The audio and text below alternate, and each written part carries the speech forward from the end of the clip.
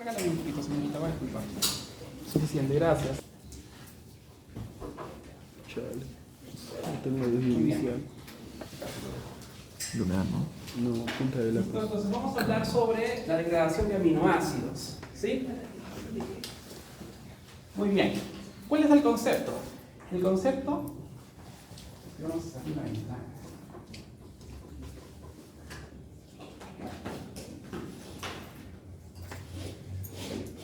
Listo.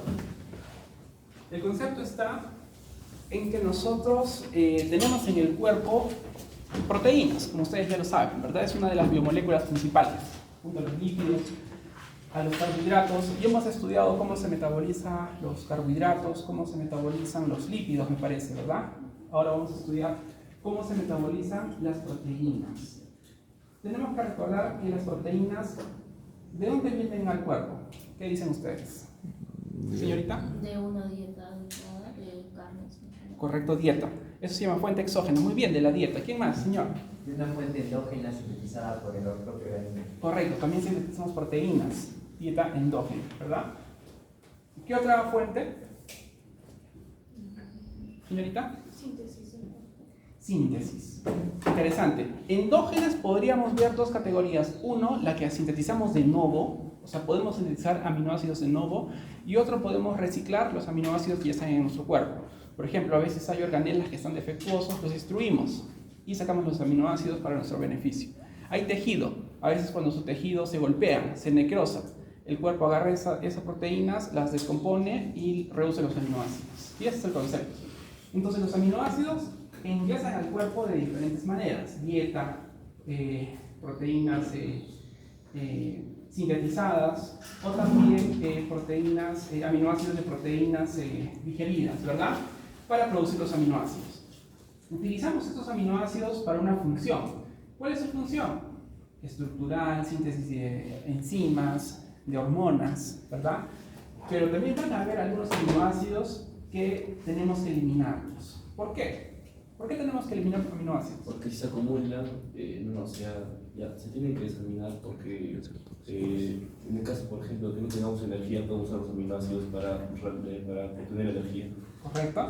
Podemos utilizar los aminoácidos para producir glucosa, ¿verdad? Los aminoácidos glucogénicos que hemos visto la vez pasada. Muy bien.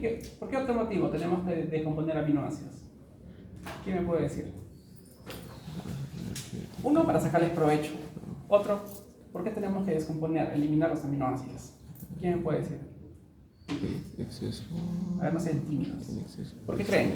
¿Por qué creen que nuestro cuerpo tiene que eliminar aminoácidos? ¿Dónde se almacena la grasa? O los ácidos grasos. El depósito. ¿Ah? ¿Dónde se almacena el azúcar? El glucógeno. En el glucógeno, en el hígado. ¿Dónde se almacenan los aminoácidos? No se pueden almacenar. Entonces, acuérdense, los aminoácidos no se pueden almacenar. No hay manera de almacenar los aminoácidos. Por lo tanto, tenemos que siempre estar consumiendo aminoácidos. Y aquellos aminoácidos que no somos capaces de usarlos, hay que desecharlos. Inmediatamente. No hay almacén de aminoácidos. ¿Por qué? ¿Por qué tenemos que desechar los aminoácidos? Puede ser dañino o no. Porque puede ser dañino. Sí. Correcto. ¿Sí? Entonces, los aminoácidos libres, el amonio es tóxico para el cuerpo. Tenemos que estar eliminándolo constantemente. Y es lo que vamos a estudiar hoy día. Pero ese es el concepto, ¿verdad? Tenemos aminoácidos de diferentes fuentes, exógenas, endógenas. Exógenas, alimentos ricos en proteínas. Endógenas puede ser síntesis de nuevo o reciclaje de proteínas, de aminoácidos que estamos desechando, ¿verdad?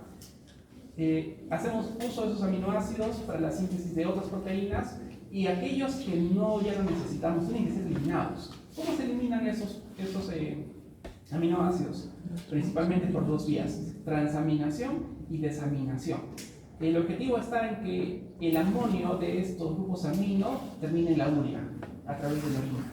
Entonces, por ahí excretamos la mayor parte del contenido de la urea, del amino de los aminoácidos, ¿verdad? Hay un proceso bioquímico que vamos a estudiar.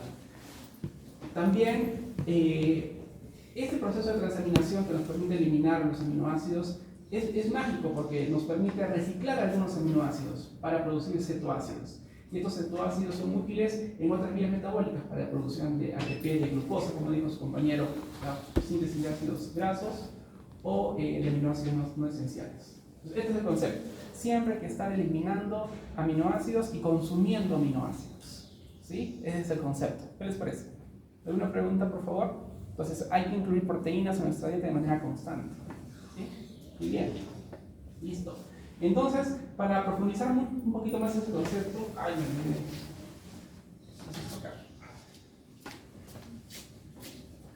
listo, lo siento, soy medio obsesivo compulsivo. Mentira. Listo, entonces, ¿han escuchado el concepto del pool de aminoácidos? Eso lo he encontrado de la literatura en inglés, no sé cómo se dirá en español. ¿Cómo se lo han estudiado en español? Bueno, así cuando tienen un profesor internacional van a disculpar. Les viene a hablar en japonés, en inglés. No, estoy bromeando. ¿Han escuchado antes del pool de aminoácidos? ¿No? ¿Cuál es el concepto? Que en su cuerpo tiene que haber una cantidad de aminoácidos disponible siempre, estable, para que ustedes sean saludables. A eso se le llama el pool de aminoácidos. Cada uno en nuestro cuerpo hay aminoácidos libres, ya sea que han venido por la dieta o ya sea de que los hemos sintetizado. Y esos aminoácidos están listos para hacernos provecho en diferentes funciones metabólicas. Por ejemplo, esos aminoácidos se van a la sangre y van a promover diferentes funciones fisiológicas. Van a colaborar con el crecimiento celular, con la síntesis de hormonas, con la síntesis de enzimas, que son importantes para las reacciones bioquímicas, enzimáticas, de digestión, que tienen que ver con la reparación y la síntesis de nuevo tejido. ¿Sí? Necesitamos aminoácidos ready, como se dice, listos. Y así diferentes funciones. La competencia inmunológica, es decir, tenemos que tener un sistema inmunológico listo para reaccionar ante cualquier patógeno. Por lo tanto, necesitamos aminoácidos listos ahí, ¿no? Entonces, todas esas funciones se dan gracias a que tenemos que tener un pool de aminoácidos. ¿Qué tan grande es este pool? Es muy chiquito, se sabe que es aproximadamente entre 90 y 100 gramos de aminoácidos. De esa cantidad está hecho el pool. ¿Sí? Entonces, tenemos un cuerpo, o ustedes tienen un cuerpo que pesa 60 kilos.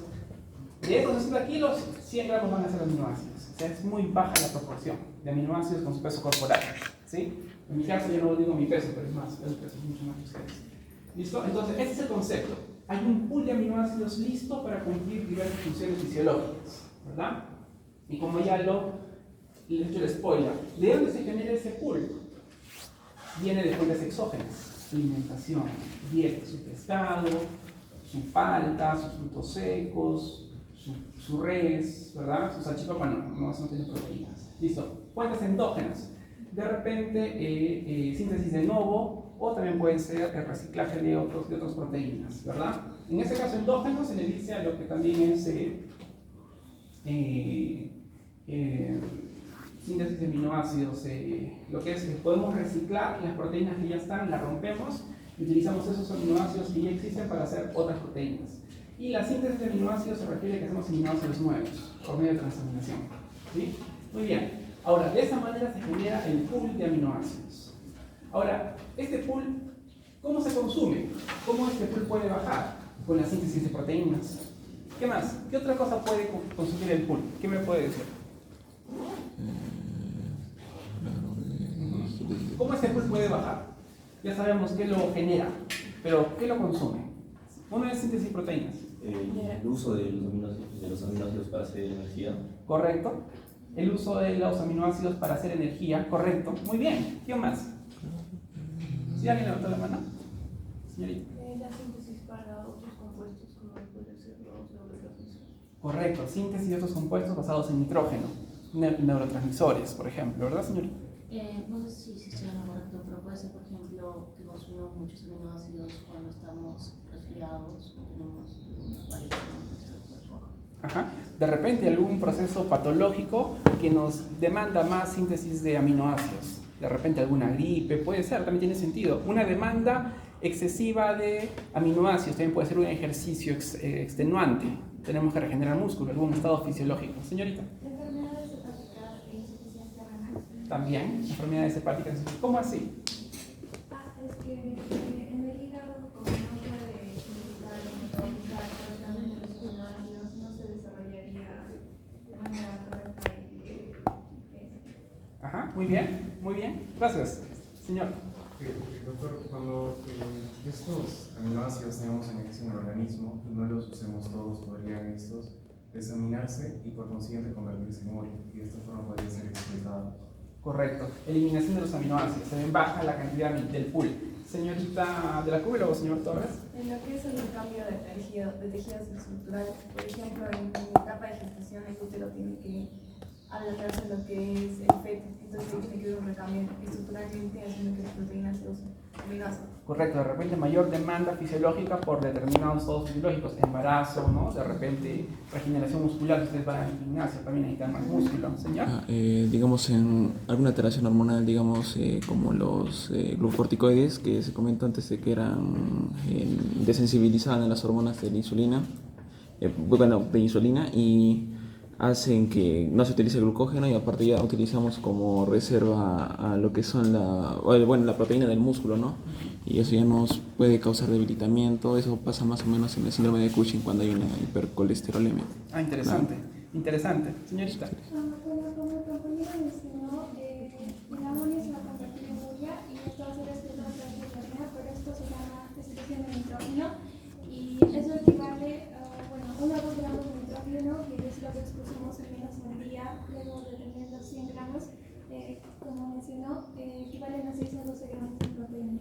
Ah, interesante. Buen dato. Señorita Bolivia. Para el crecimiento y también para la cicatrización, que necesitamos más aminoácidos para la regeneración muscular.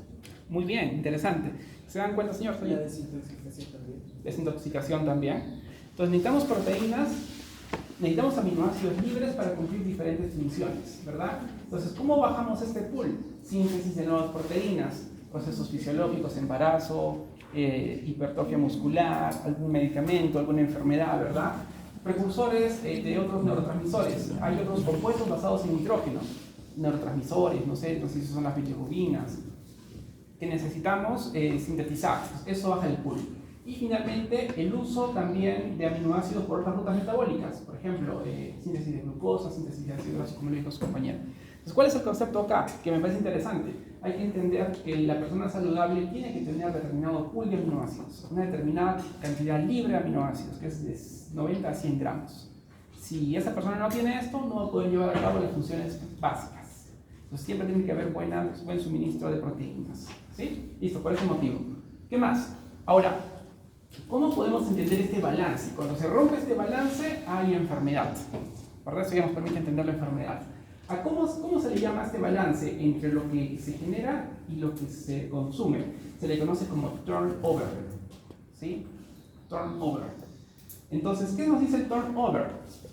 Una idea de que qué tan estamos en balance entre el consumo y la generación de aminoácidos.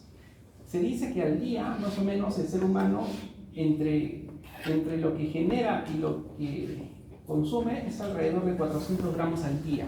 Constantemente estamos generando aminoácidos y también consumiendo aminoácidos, ¿verdad? Para mantener una cantidad estable de aproximadamente 100 gramos. ¿Sí? Este es el turnover, es un balance entre lo que se consume y entre lo que se genera. Listo. Vamos a entender un poquito más este turnover de proteínas, esta tasa de generación y de degradación. Vamos un poquito a entender la tasa de degradación. ¿De qué depende la tasa de degradación de las proteínas? ¿Quién me podrá decir? ¿Ah? Necesidad del cuerpo, muy bien. Principalmente la tasa de degradación de las proteínas va a depender del tipo de proteínas, porque no todas las proteínas son iguales. Por lo tanto, algunas proteínas se van a degradar más rápido que otras. ¿Sí? Por ejemplo, ¿qué proteínas ustedes se imaginan que se degraden más rápido que otras? A esas proteínas se les dice proteínas de vida corta. ¿Qué proteínas ustedes piensan que el cuerpo las degrada rápido, señor? La histidina, que creo que era la proteína, o sea, aunque tenga mucha histidina o sea, con mucho más de histidina que tiene, por ejemplo, menos cantidad de grupos como el grupo R. Ya. Entonces son más fáciles como que digerir, tal vez. Histidina. ¿Histidina es una proteína o un aminoácido? Es una proteína que tenga mucha histidina. Puede ser, en función de la composición. Ajá. ¿Es una pista, señora Guayo? ¿Podría ser la citidina que va referente al ciclo celular? Ajá, ya, muy bien. Ser con primer ciclo, podría mencionar. Correcto, ya, puede ser. Quizá podría ser la albúmina debido al transporte de la sangre. Ya, albúmina, ya, puede ser, señorita. La glucosa, porque regula el otro tipo de Correcto. Proteínas que tengan que ver en el control de las rutas metabólicas. Esas proteínas tienen vida corta. ¿Por qué? Porque estas proteínas son reguladoras. De alguna manera se van a elevar cuando tengamos que regular un estado fisiológico, pero tienen que desaparecer cuando ese estado fisiológico se regule. Entonces, ¿qué proteínas tienen vida corta? Proteínas reguladoras de las vías metabólicas, ¿no? Que solo las necesitamos en ese momento, después ya no las necesitamos, por lo tanto hay que controlarlas y degradarlas rápidamente, ¿verdad? ¿Qué otra proteína se degrada rápidamente? Aquellas que están mal plegadas, de repente por alguna mutación, algún problema, algún golpe, la proteína se ha desnaturalizado, el cuerpo rápidamente la tiene que romper y utilizar esos aminoácidos, ¿no? Algún trauma, entonces el cuerpo, no, esta proteína como tiene mala forma, mala función, veamos lo real del sistema, la rompemos. Así, el cuerpo es medio así autoritario, así como Bukele, ¿no? Ya te portas mal, ¡pam! Te desaparecemos, ¿no? Acá no hay derecho de las proteínas. Acá no hay sindicato de las proteínas, no. Acá todo tiene un orden, es interesante. ¿Listo? Muy bien, entonces, estas proteínas de vida corta se degradan rápido. ¿Qué tanto es rápido? Entre minutos y horas. Minutos y horas para que una proteína mal plegada desaparezca. Una proteína que tengamos que desaparecer, ¿no? Ya no necesitamos su función. No es muy humano, pero es proteínico. ¿Listo? Hay otro tipo de proteínas que tienen vida media. ¿A qué me refiero? ¿Cuánto es vida media? Puede ser entre días y semanas. Estas proteínas, por ejemplo, ¿alguna proteína de vida media que ustedes conozcan?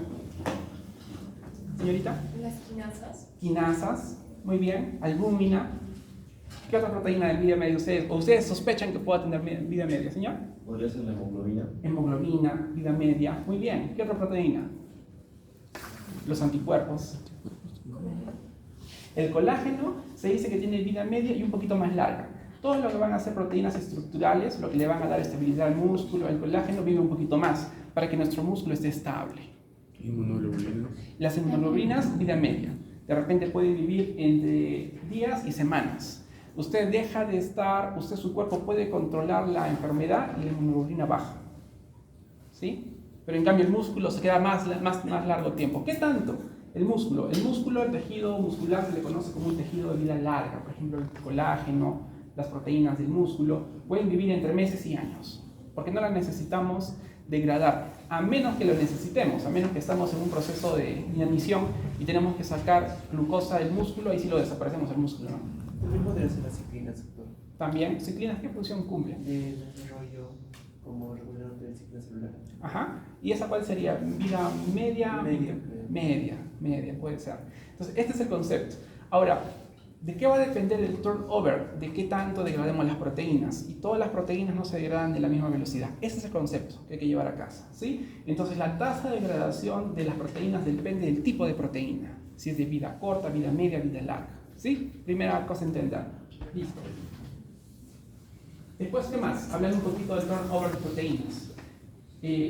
Hay que entender cómo el cuerpo degrada las proteínas, cómo rompemos las proteínas. Y hay dos principales sistemas.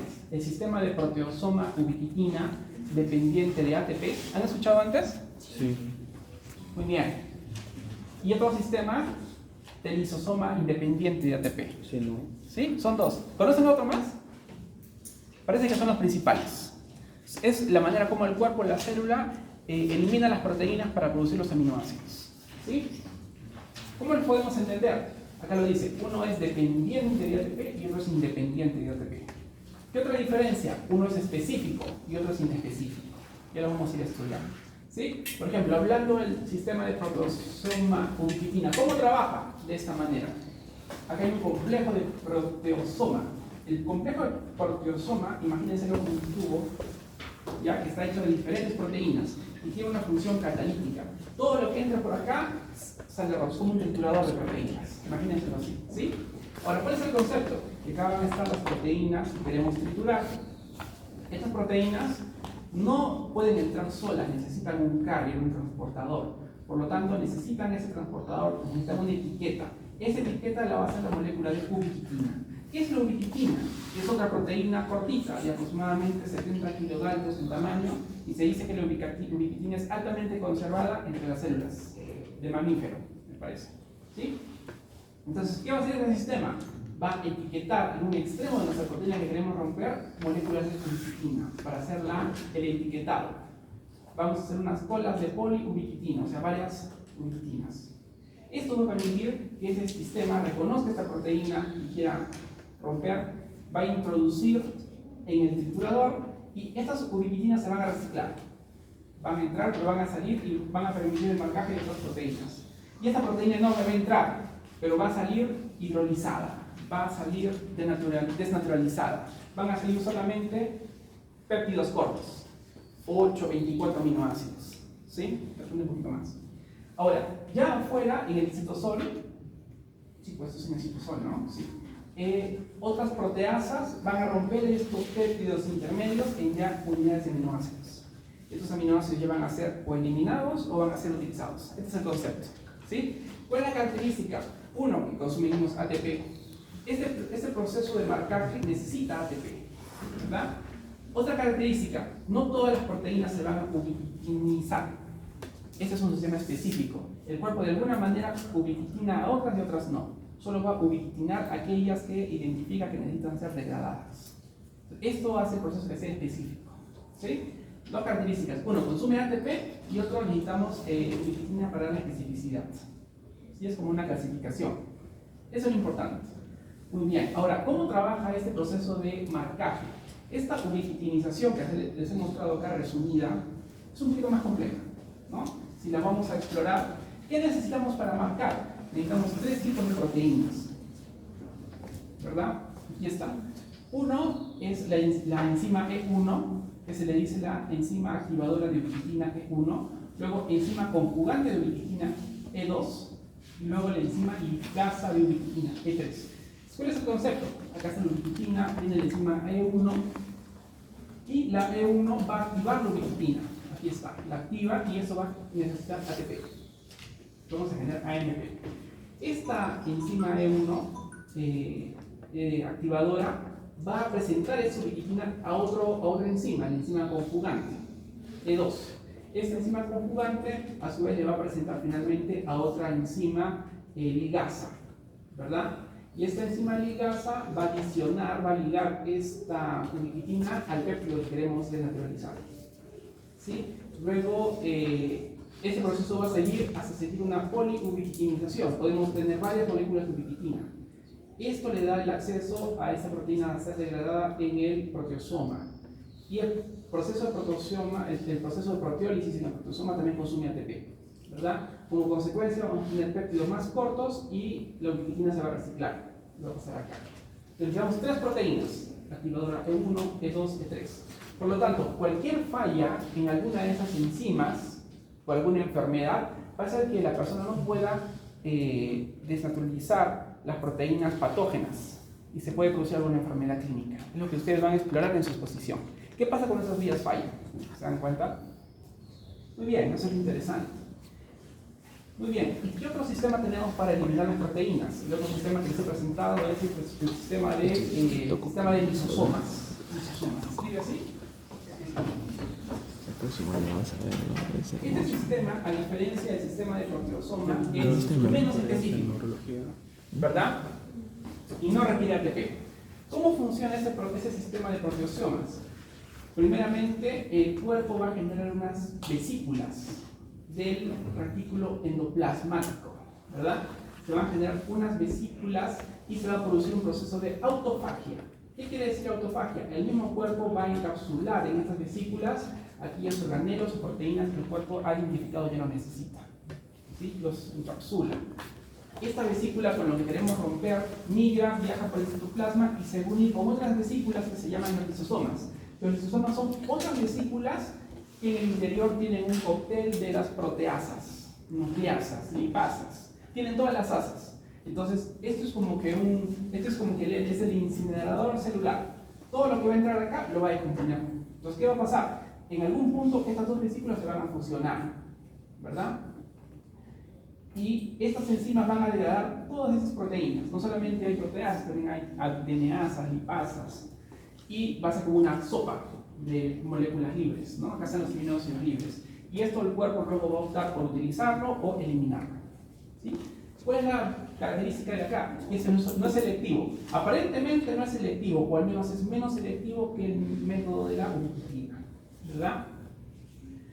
¿Qué más? Está mediado por autofagia, y se da mayormente en proteínas de vida larga. Eso no lo expliqué. La anterior vía se caracteriza por tres cosas: el consumo de ATP, ser específico, y acá también se degradan proteínas de vida corta, ¿verdad? De repente segundos mensajeros, como su compañera lo dijo, no sé, algunos intermediarios, controladores de rutas metabólicas, ¿verdad? Y en esta vía de acá se digiere proteínas de vida larga, de repente colágeno, tejido muscular, ¿sí? No es selectivo. Sí es selectivo, pero no es tan selectivo como el otro, ¿sí? Es menos selectivo mejor, para no ser tan absoluto, tan radical. Y no requiere ATP. ¿Listo? Muy bien. ¿Se paga alguna pregunta? Listo. Entonces, es como el cuerpo rompe las proteínas. Dos sistemas. Uno específico que requiere ATP, otro no específico que no requiere ATP. Uno, el específico lo utiliza para proteínas de vida corta y el no específico para proteínas de vida larga. Es como lo podemos comenzar a entender. Pero les apuesto que a nivel molecular es mucho más complejo, pero es como hasta donde podemos entender. ¿Sí? Comenzamos por ahí. Listo. Cuando ustedes ya aborden eso a mayor nivel, van a poder meterse al nivel de las vías de señalización, ¿no? Pero como introducción está bien, para bioquímica está bien. Listo, entonces, el resumen que hay que llevar es hay degradación inespecífica, esta degradación es inespecífica y no requiere de ATP. ¿Listo? Muy bien, vamos a cómo se digieren las proteínas en el cuerpo. ¿Qué les parece? ¿Sí? Sacando una pregunta a estos sistemas que hemos tocado.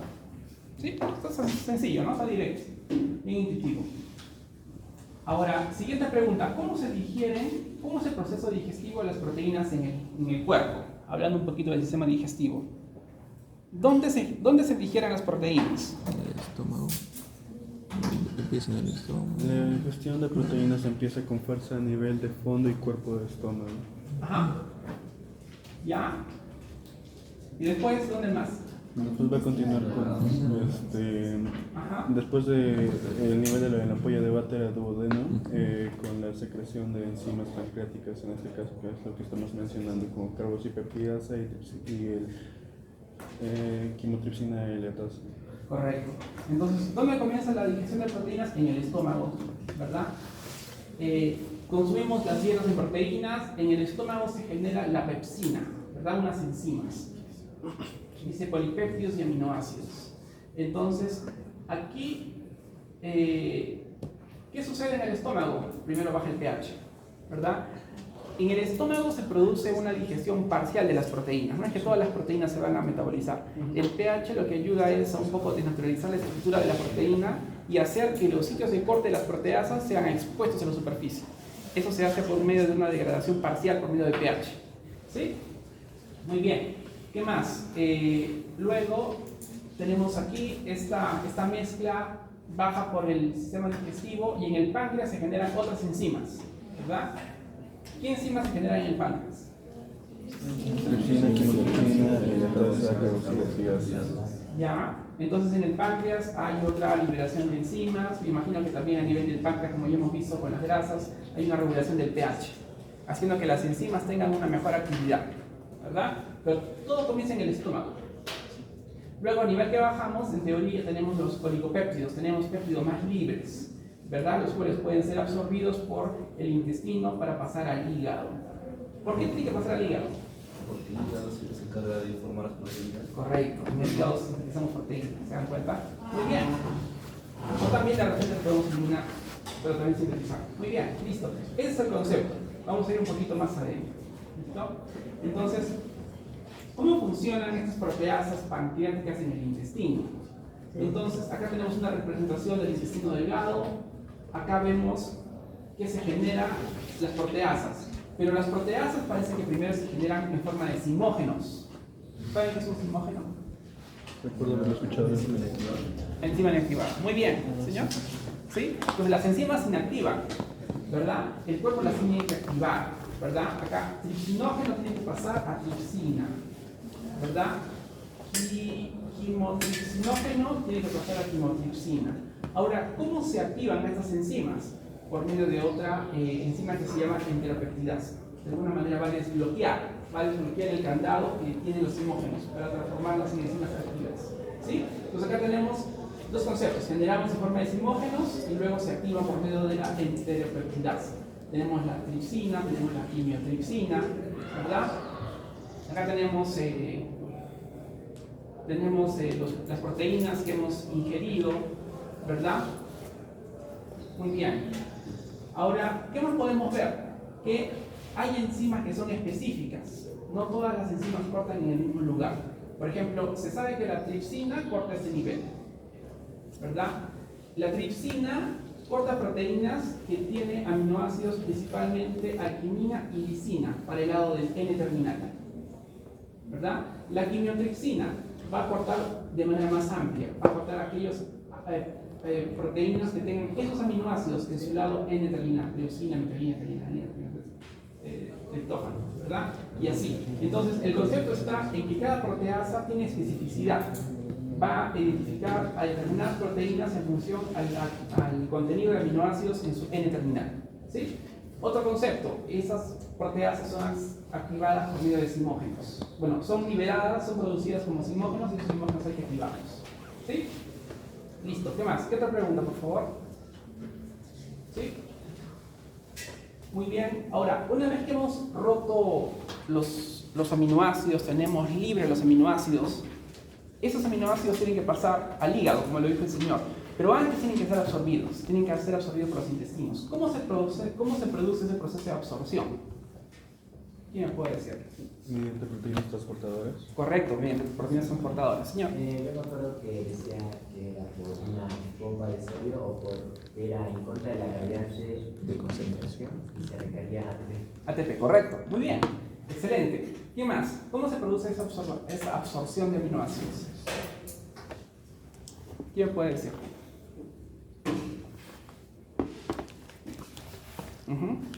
¿Sí hay alguna pista? Muy bien. Les cuento que no todos los aminoácidos se absorben de la misma manera. Depende de la propiedad de los aminoácidos. ¿Qué propiedades ustedes conocen de los aminoácidos? Tamaño. Tamaño, ¿qué más? Acuérdense, señorita.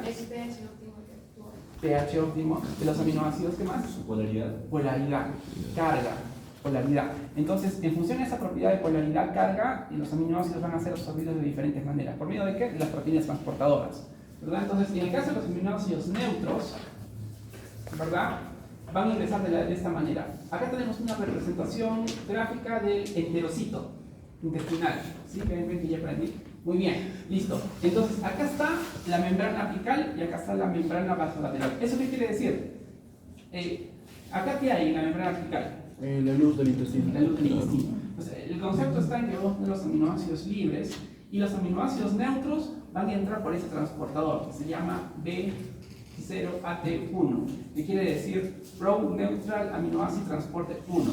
Un transportador de aminoácidos neutral o un transportador de aminoácidos de amplio neutral, algo así de amplia carga neutral, amplio. Entonces, en la superficie del enterocito va a estar este receptor, BAT1, un transportador de aminoácidos neutros, vamos a decir así, ¿ya? Entonces, ¿cómo va a trabajar? Vean, por favor. Al lado de ese transportador va a haber una proteína que va a romper otras proteínas, una proteasa. En este caso es el ACE2.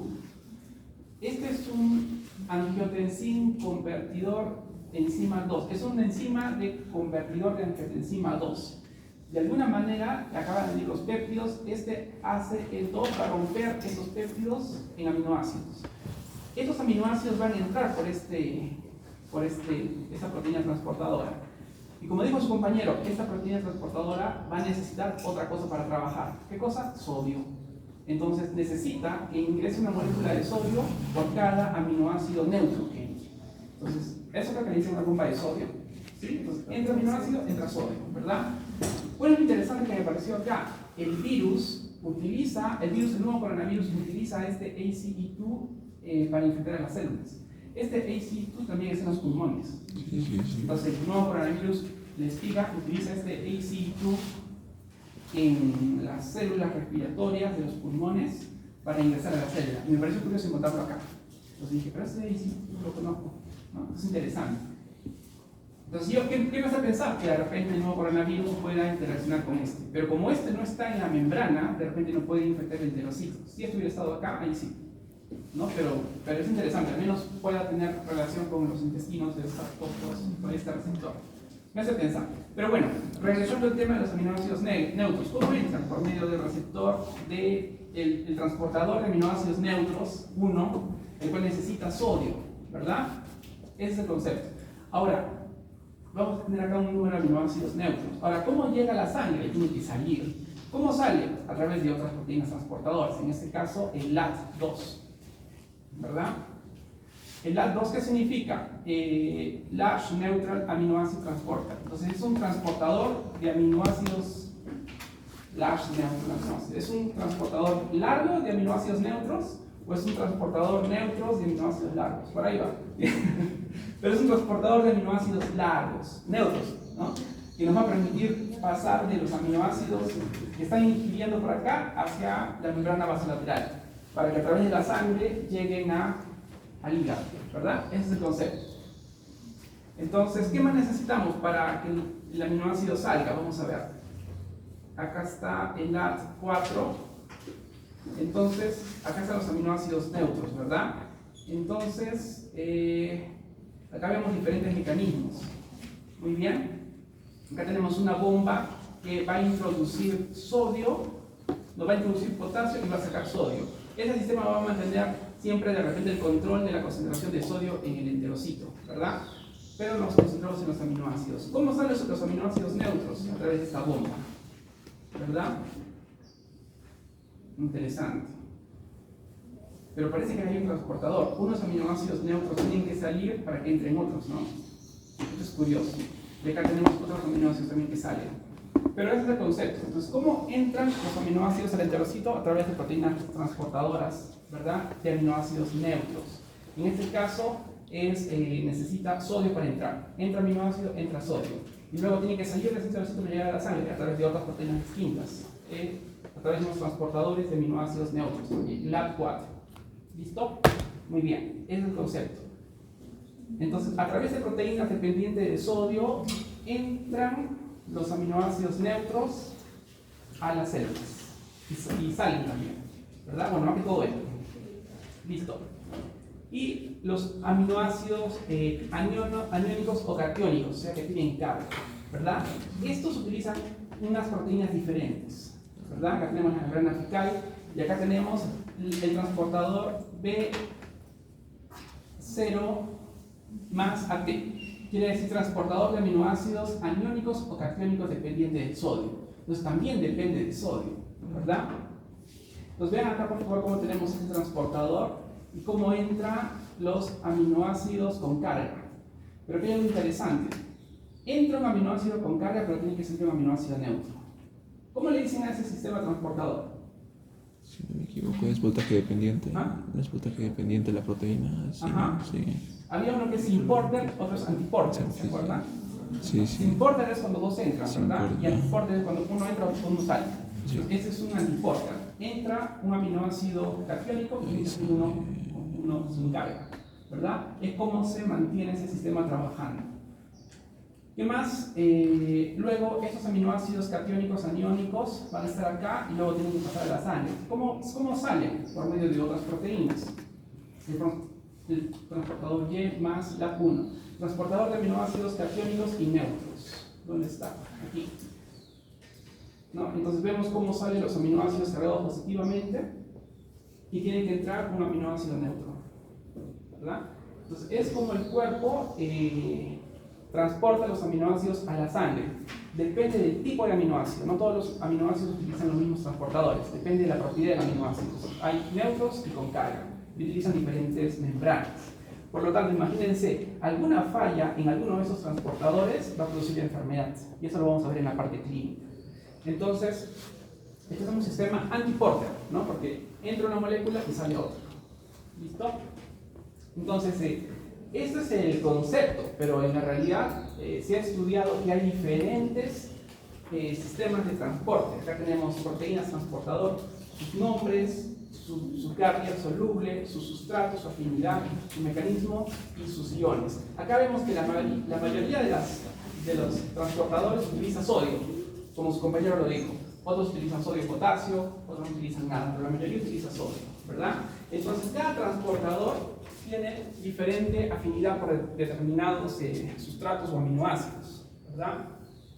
Acá están las proteínas, cómo se llama este transportador, el carrier y el sustrato. Y la afinidad, todos tienen alta afinidad, ¿verdad? Entonces, todos estos transportadores permiten que los aminoácidos pasen del intestino a la sangre. Ese es el concepto. Por lo tanto, alguna mutación, alguna falla en alguno de estos transportadores va a promover alguna enfermedad clínica. ¿Y cuál es de particular importancia? Estos transportadores de acá, ¿verdad? Acá hay un transportador neutro, ¿verdad? Y catiónico, ¿verdad? Y acá están los genes que codifican para esa proteína. Entonces, una mutación en alguno de estos genes va a producir que ese transportador no permita que el cuerpo asimile aminoácidos. Y eso puede ser un problema clínico. ¿Listo? Entonces, hablando un poquito de los desórdenes que se producen cuando una persona no puede asimilar aminoácidos. Y eso de repente lo van a explorar un poquito más en los seminarios, ¿verdad? Por ejemplo, mutaciones en el gen SLCA3A1, ¿verdad? Precisamente es el gen que yo he estado apuntando aquí, ¿verdad? Entonces, alteraciones en las mutaciones de estos genes va a hacer que estos transportadores o no se produzcan o se produzcan de manera anómala, sin función. Entonces, esto va a producir una alteración en la reabsorción de algunos aminoácidos, ¿no? Por los intestinos y por los riñones, ¿verdad? Específicamente la cistina y aminoácidos básicos como la arginina, lisina y ornitina. Y eso va a producir una anormalidad, una patología, ¿verdad? Entonces, de esa manera es el impacto de las mutaciones. Y esto de repente expándalo un poquito en el seminario. ¿Listo? ¿Qué más? Ahora, ¿cómo eliminamos el nitrógeno del cuerpo? ¿Cómo eliminamos esos aminoácidos que ya no podemos utilizar? Hay dos vías, la transaminación y la desaminación oxidativa. ¿Sí? Listo. ¿Cómo van por acá? ¿Todo bien? Un poco pesado, ¿no? Más o menos. Hay que conversar un poquito más. ¿Quién me puede decir qué es transaminación y qué es desaminación? ¿En qué se parecen y en qué se diferencian? Señor. Una trabaja con el grupo amino y una es básicamente el transporte y la otra es que lo va a eliminar con el programa un cetoácido, una eliminación de cetáceo. Pero en la primera es que lo transporte y en la segunda eliminación. Ya, puede ser. Uno es un proceso de transporte y otro es un proceso de eliminación. Muy bien. ¿Quién me da otra definición de transaminación y desaminación oxidativa? Por su participación. ¿Quién quiere ganar puntitos? ¿Qué es la transaminación y qué es la desaminación oxidativa? ¿En qué se parecen? ¿En qué se diferencian? ¿O qué saben de ellos? Yo mismo que mi compañero trabaja con el grupo amino y que la transaminación transporta el grupo amino a otro molécula. Muy bien. ¿Y la desaminación oxidativa? La desaminación de Es una eliminación. Muy bien. ¿Qué más, señorita Paz? Es la eliminación de los grupos aminos formando un cetoácido. Ya, transaminación. Sí. Ya, muy bien. Necesitamos un cetoácido. La desaminación. Muy bien. Listo. ¿Ya? ¿Qué más, señora Arguello? Sí, doctor, podría añadir que en la transaminación había una transferencia del grupo amino, mientras que en la desaminación oxidativa ya no habría un transporte, ¿no? Como lo mencionó mi compañero, sino habría una eliminación. Correcto. Señorita. En la transaminación, la parte de a la transferencia del grupo amino también hay una eliminación del nitrógeno. Y en la desaminación se elimina el grupo amino y se libera amoníaco. Amoníaco. Ya, muy bien. Señorita de la Cuba. La transaminación es una principal base de la transferasa, mientras que en la desaminación oxidativa basa en la glutamato deshidrogenasa. Muy bien. Señorita Vargas, gracias. Ten en cuenta de que la desaminación se ve en el citosol y también en la mitocondria. Ya. Interesante. ¿Y la desaminación oxidativa? La desaminación oxidativa se ve en el citosol y en la mitocondria. ¿Y la transaminación? ¿Ambas se dan en el citosol? Eso no estoy segura. Ya, muy bien, muy bien. ¿Sí que más levanta la mano, señorita Gómez? Sí, la desaminación oxidativa, si no me equivoco, entra el ciclo de la orina. Ajá. Y la transaminación, más que todo, va a ser Ya, muy bien. Ya, ¿qué más, señorita? Bueno, respecto a la definición, se mencionó que esto es la transferencia de la transaminación de un grupo amino. Esto se va a dar a un alfa-aceto ácido y la desaminación se va a liberar amonio. Respecto a la ubicación, entonces se va a estar la transaminación se da en el hígado del músculo y la desaminación se da principalmente en el hígado. En el hígado. Interesante. Señorita Badillo. También se diferencia en cuanto a las coenzimas, porque en la transaminación se utiliza el piridoxal fosfato y en la desaminación la NAT. Con P. NAT. DH. Ya. Con P. Ah, ya. Listo, muy bien. ¿Qué más? ¿Algo que aportar? Entonces, ambos son mecanismos de eliminación y del grupo amino de los aminoácidos, ¿verdad? Ya sabemos por qué, porque hay que mantener los niveles bajos de aminoácidos libres que no estamos utilizando porque pueden ser tóxicos. Muy bien. Vamos un poquito a la transaminación. ¿Sí? ¿O qué tal si lo dejamos para mañana? ¿Está bien? ¿Sí? Pero podemos seguir discutiendo. Listo. Entonces, para mañana estudien, por favor, en qué cosas se parecen, en qué cosas se diferencian, cuál es su función, por qué lo necesitamos, ¿verdad? Entonces eso lo podemos discutir. Señorita. Ya está la respuesta. La transaminación se da en el citosol y después se va a transformar y esa transformación se dirá al mitocondria. Es decir, se va a dar la desaminación oxidativa. Pero la desaminación oxidativa también se va a dar en el citosol y en la mitocondria. Ya, muy bien, muy bien. O sea, la desaminación oxidativa se da en la mitocondria y también en el citosol. ¿Y la transaminación? Solo en el citosol. Interesante. Es una buena diferencia, por ejemplo, ¿no? Muchas gracias. Sí, sí es así. ¿Sí? Muy bien. Entonces, ¿qué más? ¿Qué más les parece? ¿Qué les parece esta clase? Porque es importante para su formación. ¿Sí? Pregunta para ustedes, ¿por qué ustedes tienen que aprender de esto? El metabolismo de los aminoácidos, como médicos. ¿Por qué creen que ustedes necesitan este conocimiento? ¿O qué les va a permitir? Sí, señor. O sea, creo que principalmente porque una alteración de esto sería, o sea, afectaría directamente la homeostasis del cuerpo. Ajá. Correcto. Porque un desbalance en el pool de aminoácidos puede promover un proceso patológico. No hay que mantener el pool constante. ¿De cuánto es este pool? ¿Se acuerdan? 90-100 gramos. 90-100 gramos, ¿verdad? De aminoácidos. Muy bien. Muy bien, muy bien. ¿Y qué factores incrementan la concentración del pool? ¿Qué actividades, qué factores incrementan la concentración del pool? La dieta. Dieta. Ya, muy bien. ¿Y qué factores favorecen la depleción, el consumo de ese pool? Síntesis de proteínas. Ajá. Uso de grupos ay, me olvidé el nombre. Primero síntesis de proteínas. Al medio había un grupo de uso de los precursores. Ajá. En la síntesis de las otras vías metabólicas. Entonces, es interesante darse cuenta, si tenemos muchos aminoácidos, enfermedad. Si tenemos muy pocos aminoácidos, enfermedad. ¿Este balance cómo se llama? Turnover. Aproximadamente Sí. 400 gramos por día. Correcto, correcto. Ese es el concepto, ¿se dan cuenta? Entonces luego vamos a la parte clínica. ¿Qué pasa cuando este turnover se rompe? De repente el cuerpo no puede sintetizar proteínas, el cuerpo no puede eliminar proteínas. Viene la patología. Ese es el concepto. ¿Sí? Entonces hasta acá creo que podemos avanzar. Mañana ya nos vamos con la transaminación. ¿Sí? Listo, para no ser muy...